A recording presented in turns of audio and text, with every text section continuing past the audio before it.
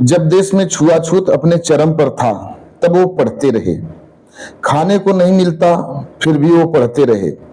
तमाम तकलीफों को झेलते और पढ़ते रहे, क्योंकि उन्हें समाज का कल्याण करना था, गरीबों की गरीबी को दूर करना था और उन्हें न्याय दिलाना था। इसलिए वो दिनों रात पढ़ते रहे और वे सफल भी हुए। नमस्कार, हम अजित यादव उर्फ शेरा भाई। यह कहानी है हमारे मसीहा, हम सब के मसीहा भगवान बाबा साहेब डॉक्टर भीमराव अंबेडकर जी की। यह बाबा साहब की बड़ी सुंदर कहानी है। मैं चाहता हूं आप सब इसे जरूर सुने। जब बाबा साहब भीमराव अंबेडकर जी लंदन से बैरिस्टर की डिग्री लेकर भारत लौटे और जब उन्होंने कोर्ट के अंदर अपना कदम रखा, तब जितने भी कोर्ट के वकील थे, सभी लोग बाबा साहब को देखते ही पहचान गए और कहते हैं, अरे ये तो वही महार जाति का वकील है। आज तो यह काला कोट पहन करके हमारे कचहरी के अंदर आ गया। और तब बाबा साहब वहां जाकर अपना ठिया ढूंढते हैं। वकीलों के बैठने के लिए कचहरी में ठिया होता है, उसी ठिया को बाबा साहब भी ढूंढने लगे। सबके पास अपने अपने ठिये होते हैं, तब बाबा साहब को अपना ठिया नहीं मिलता है। तब दूसरे वकीलों ने बाबा साहब का उपहास करते हुए, मुस्कुराते हुए व्यंग्यपूर्ण बातें बोलते हैं। कहते हैं, सुनो बैरिस्टर, तुम तो बड़े पढ़े लिखे हो और बड़े विद्वान भी हो, क्यों ना अपना ठिया बाहर ही जमा लेते? अगर केस मिलना होगा तो बाहर भी मिल सकता है। बाबा साहब लोगों की बातों को बुरा नहीं मानते हैं और हंसते हुए कहते हैं, आप लोग ठीक ही कहते हैं। बाबा साहब तुरंत अपना ठिया बाहर जमा लेते हैं और बाबा साहब को छोटे मोटे केस भी मिलने लगे। बाबा साहब की रोजी रोटी ठीक ठाक से चलने लगती है। और उसी दौरान मुंबई का बहुत बड़ा एक सेठ और उस सेठ की बीवी उस कचहरी के तमाम वकीलों से मिलते हैं, क्योंकि उस सेठ के लड़के को किसी केस में फांसी की सजा होने वाली थी। और वह सेठ बारी बारी से सभी वकीलों को उस केस के फाइल को दिखाता है। सभी वकील बारी बारी से उस केस को लड़ने से इनकार कर देते हैं, क्योंकि उस केस को लड़ना उनके बस की बात नहीं थी। वह सेठ वहीं बैठकर रोने लगता है। तब सारे वकील हंसते हुए कहते हैं, सुनो सेठ, यह फाइल उस महार जाति के वकील को दिखाओ जो बाहर अपने ठिये पर बैठा है। हो न हो वह तुम्हारे केस को लड़ सके। तब वह सेठ रोता हुआ उस फाइल को लेकर बाबा साहब के पास आता है और उनके पैरों में गिर पड़ता है।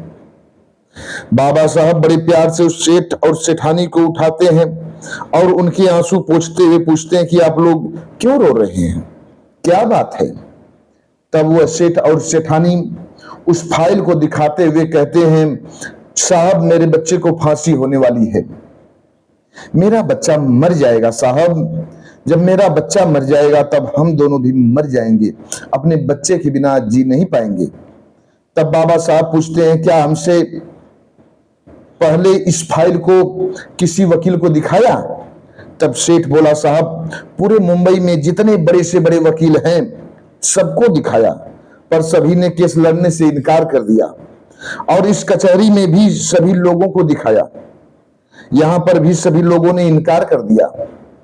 और वे लोग आपकी ओर इशारा करते हुए कहा कि आपके अलावा इस केस को कोई नहीं लड़ सकता, और हंस भी रहे थे।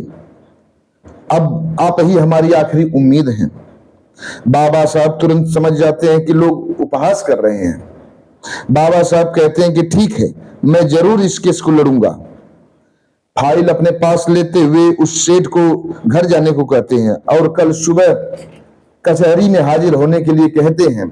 और बाबा साहब पूरी रात जाकर उस फाइल को पढ़ते हैं और युक्ति बनाते हैं कि कैसे सेठ के बच्चे को बचाऊं। इधर अगले दिन जब कोर्ट खुलता है और उसी केस का नंबर आता है जो बाबा साहब लड़ने के लिए आए थे। जज बोलता है, अंबेडकर, अपने मुवक्किल के बचाव के लिए तुम्हें कुछ दलीलें पेश करना है, कुछ दलीलें आप पेश करना चाहोगे? तब बाबा साहब बोलते हैं, नहीं साहब, आप अपना फैसला सुनाएं। इधर इस बात को सुनकर वह सेठ और सेठानी रोने लगते हैं और कहते हैं, अंबेडकर, हम तुम्हारे पास बड़े उम्मीद से आए थे और तुम कुछ नहीं कर रहे हो। इधर तुरंत जज फैसला देता है कि इस मुलजिम को अभी अभी फांसी की सजा दी जाएगी, यह हमारा आखिरी फैसला होगा। उस सेठ के बच्चे को फांसी के तख्त पर ले जाया जाता है और वहां जज भी मौजूद होता है और साथ में बाबा साहब और सेठानी दोनों होते हैं। जब ही फांसी का फंदा सेठ के बच्चे के गले में पड़ता है, तुरंत बाबा साहब बोल देते हैं, जज साहब, हमारे मुवक्किल को फांसी की सजा दी गई है, मौत की सजा नहीं। हमारे मुवक्किल को शौक से फांसी दे दो, पर यह ख्याल रहे हमारे मुवक्किल की मौत न होने पावे। जज साहब अवाक रह जाते हैं, उनके प्रखर बुद्धि की सराहना करते हुए मुस्कुराते हैं, हंसते हुए उस सेठ के बच्चे को फांसी के तख्त से नीचे उतरवा देते हैं और बाबा साहब की पीठ को थपथपाते हुए कहते हैं, वाह अंबेडकर वाह, आज तो अपने मुवक्किल को बचा लिया और कोर्ट को एक नई सीख दे दिया। अब किसी को फांसी दी जाएगी तो केवल फांसी ही नहीं बोला जाएगा, साथ ही साथ सजाए मौत भी बोला जाएगा। तब से सजाए मौत की प्रथा चल रही है।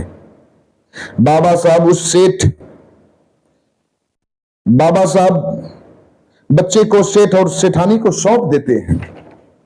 सेठ और सेठानी रोते हुए बाबा साहब के पैरों में गिर पड़ते हैं।